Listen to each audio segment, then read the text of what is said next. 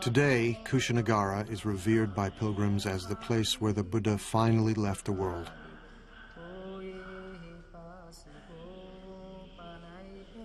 It was in Kushinagara where he grew weak and asked to be laid on his side in a quiet grove of sal trees.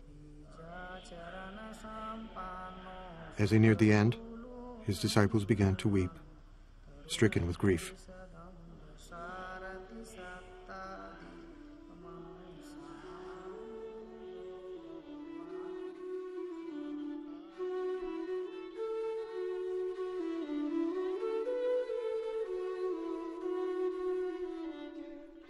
But the Buddha reassured them. All things change, he said. Whatever is born is subject to decay. He's saying this is a natural process. He tells his disciples, use this time, use the energy here, even this, for your own awakening. So he used even his own death and their sadness as a time to remind them of what their real task was.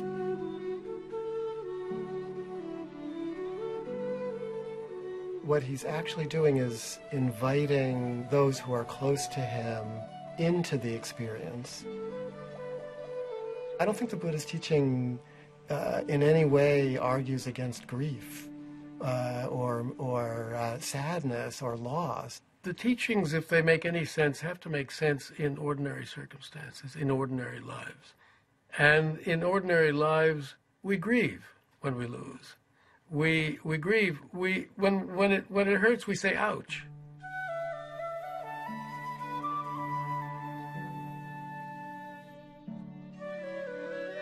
Buddhism is trying to look at things the way they are, the way it is, just as it is. It hurts. This is life. This is our life. And our relation to life involves losing it, too. You don't get beyond these things. You don't get beyond them. It's all right to feel what human beings feel. And we are not supposed to turn into rocks or trees when we practice Buddhism. Buddhas laugh, cry, dance, feel ecstasy, probably even feel despair. It is how we know the world. It is how we live inside of our hearts and not dissociated from them. The Buddha had always been saying goodbye. Now he prepared to leave the earth forever. He would never be reborn, never die again. It may be that after I'm gone, the Buddha told his disciples, that some of you will think, now we have no teacher. But that is not how you should see it. Let the Dharma and the discipline that I have taught you be your teacher. All individual things pass away. Strive on, untiringly. These were the Buddha's last words.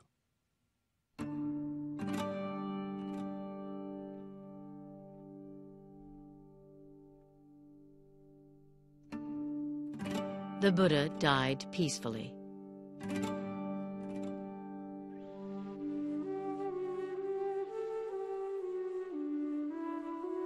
His head was pointed to the north, his face to the west.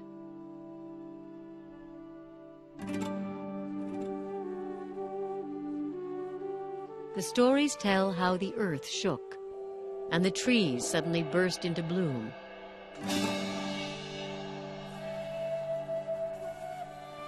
Their petals falling gently on his still body, falling out of reverence.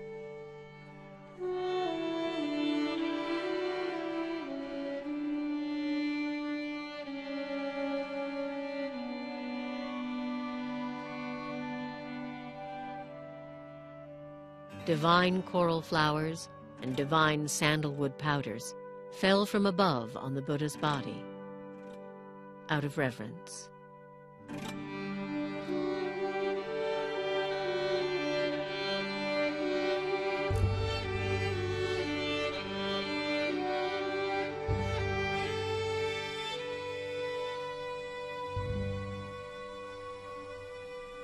His disciples were quite upset.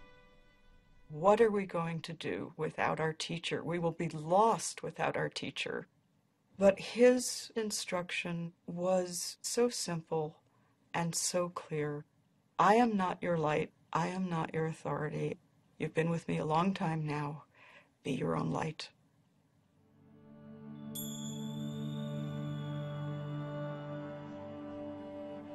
The Buddha saw death and life as inseparable.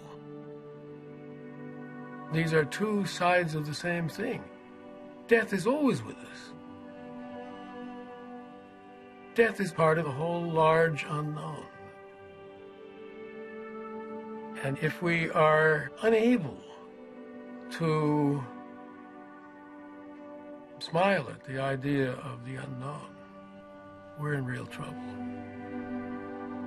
That's the realism that the Buddha was talking about, trying to come to terms with reality.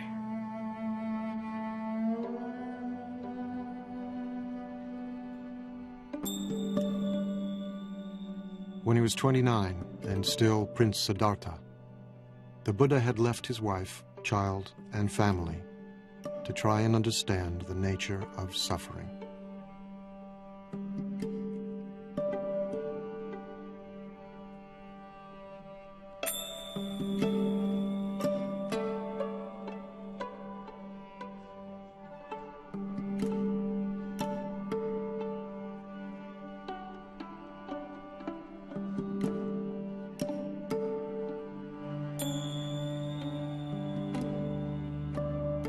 He had attained enlightenment, shared what he had learned,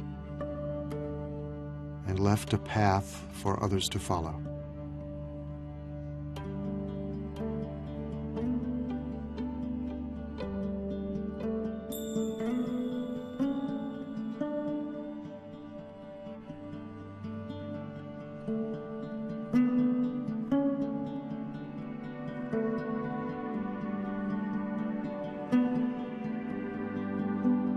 Now he was gone. But before he died, he had asked his followers to remember him by making pilgrimage to the place of his death, to where he gave his first teachings,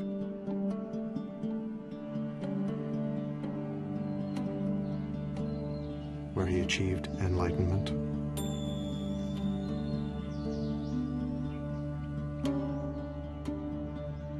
and where he was born.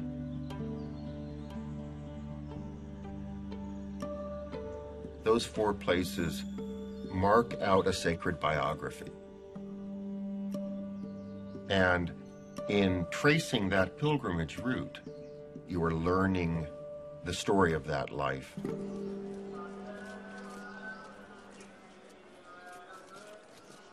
At places of pilgrimage, temples were built, images were installed, and relics were enshrined. Millions of people get immense inspiration. Buddha's spirit always there. But real Buddha's holy places is within oneself. That's important. So real Buddha's sacred place we must build within ourselves. We must build within our heart.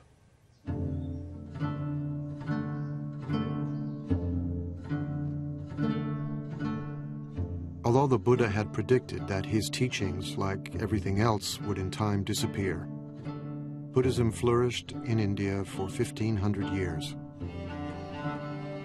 Spread into Sri Lanka, Central and Southeast Asia, Tibet, China, Korea, Japan, and in the 20th century to Europe and the Americas, adapting different forms and shapes wherever it took root, attracting many millions of men and women who practiced the Buddha's teachings both within and outside the monastic community.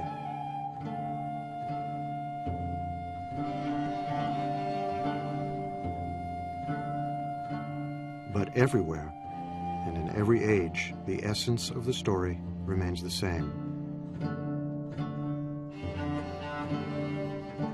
The Buddha said that we've turned this world into a painful place, and this world does not have to be a painful place.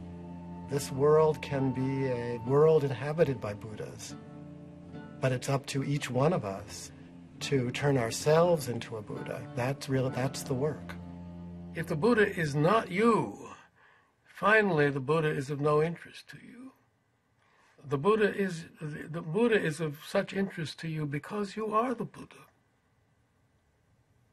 Every sentient being, even insect, have Buddha nature, the seed of Buddha. That's the seed of enlightenment. So therefore, there is no reason to believe some sentient being cannot become Buddha. So like that. I know that there are supposed to be preserved footprints of the Buddha, which are kept in one of the sacred places in India or Nepal, and you can stand in them. And if you stand in them, maybe you realize, 10 toes, me too.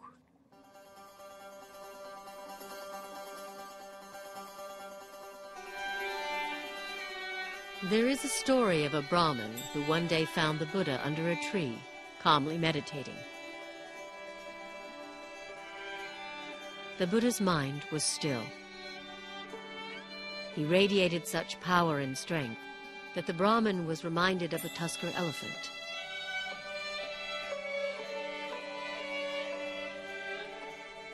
The Brahmin asked him who he was. Imagine a lotus that had begun life underwater, the Buddha replied.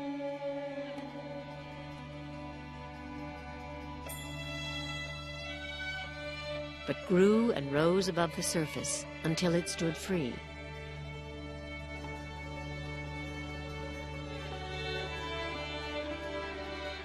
So I too have transcended the world and attained the supreme enlightenment. Who are you then? The Brahmin wondered.